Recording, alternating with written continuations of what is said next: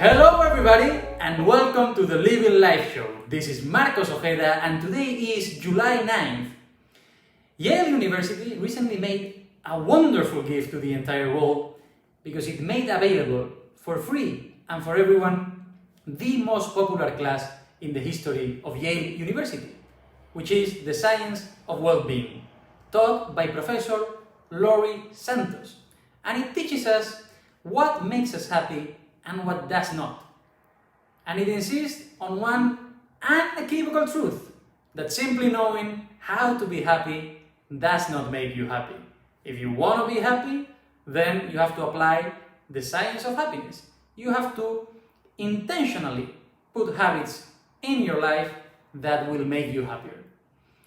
Now, I have done this training and I have loved it. I can only recommend it.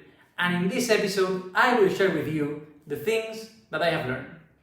We will divide this episode in three segments or categories. The first is, what are the things that we believe that makes us happy but they don't?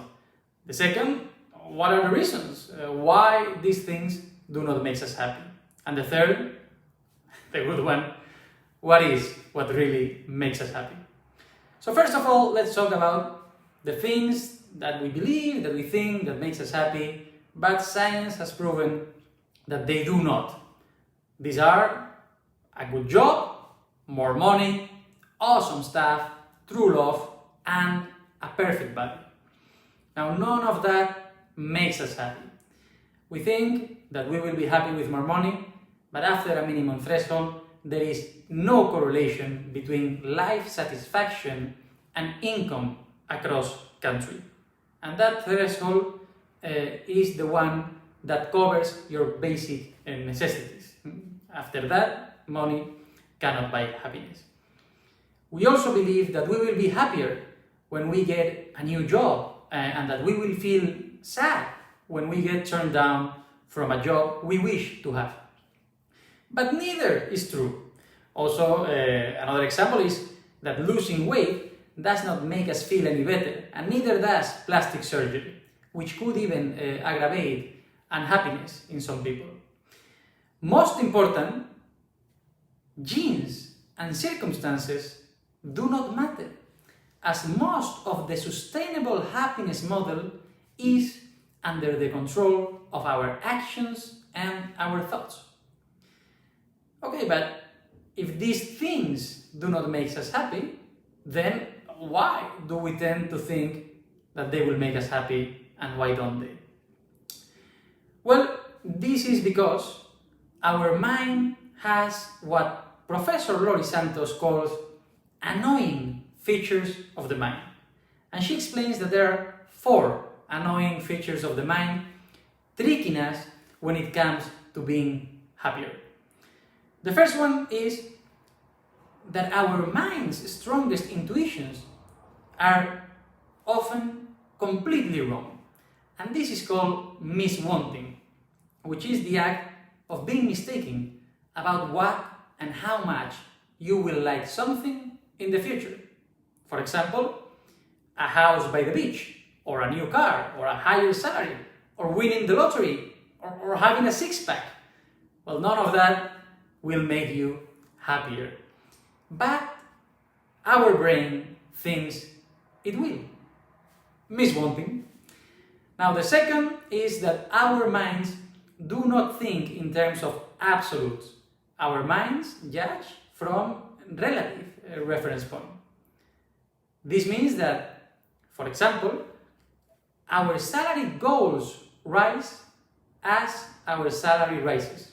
So for every dollar increase in your actual income, your required income increases by $1.4.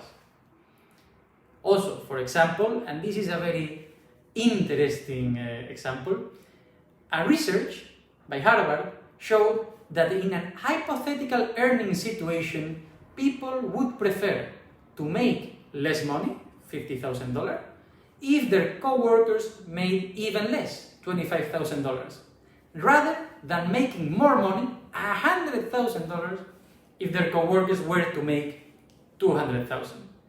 So they were willing to cut their earnings by half for as long as others would earn even less. How absurd is that? Now, more examples. Those who are unemployed tend to be happier if the unemployment rate in their area is high. Or people that live next door to lottery winners are more likely to buy a new car. Now, this one, looking at models, makes us feel bad and leads to lower ratings of our partner's attractiveness. And last example, the use of social media makes us compare ourselves to others, which lowers our self-esteem. Now, the third annoying feature of the mind is that our minds are built to get used to stuff. So we adapt to having more money, even in extreme cases of lottery winners. We adapt also to marriage after a few years and happiness returns to baseline. Wonderful things are especially wonderful the first time they happen, but their wonderfulness wanes with repetition. Now, the fourth and last annoying feature of the mind is that we do not realize that our minds are built to get used to stuff. So, we overestimate our emotions and we do not realize that we adapt to bad events too. Our predictions are even worse for negative events because when you think about the future, you tend to focus on the wrong features and overestimate their importance. And what makes it even worse is that greater previous experience of an emotional event does not lead to any greater accuracy of the predictions. Also, we do have some cognitive biases such as focalism, which is the tendency to think just about one event and forget about the other things that happens, and also immune neglect, which is the unawareness of our tendency to adapt to and cope with negative events. So these are the four annoying features that we do have. Now, okay, so now we know the things that we want but should not be wanting. We also know why we want these things and what are the annoying features of our brain preventing us from being happier. But where is the good stuff? What are the things that we should be wanting and the things that we should be doing to make us happy? Well, so here we go. Here is the Decalogue. 1. Signature strengths and flow at our job. Those who use signature strength at work are more productive and more satisfied with their job. And flow.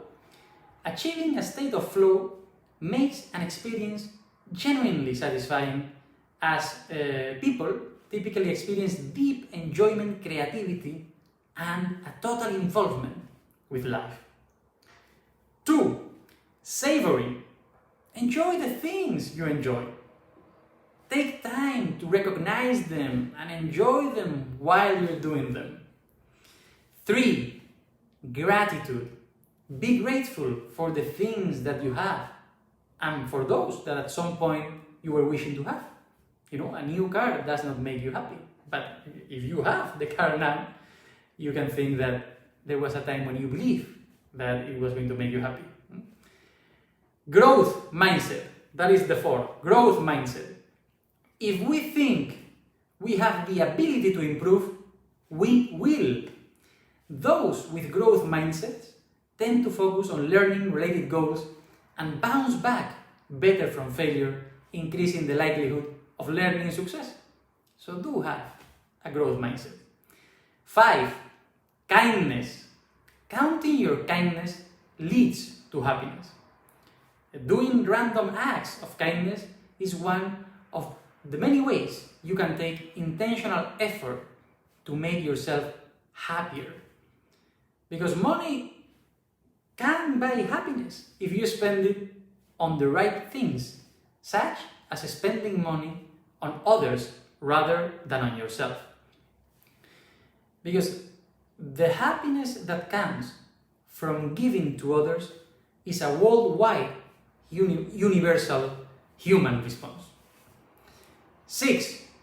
Mind control via meditation. No, not really.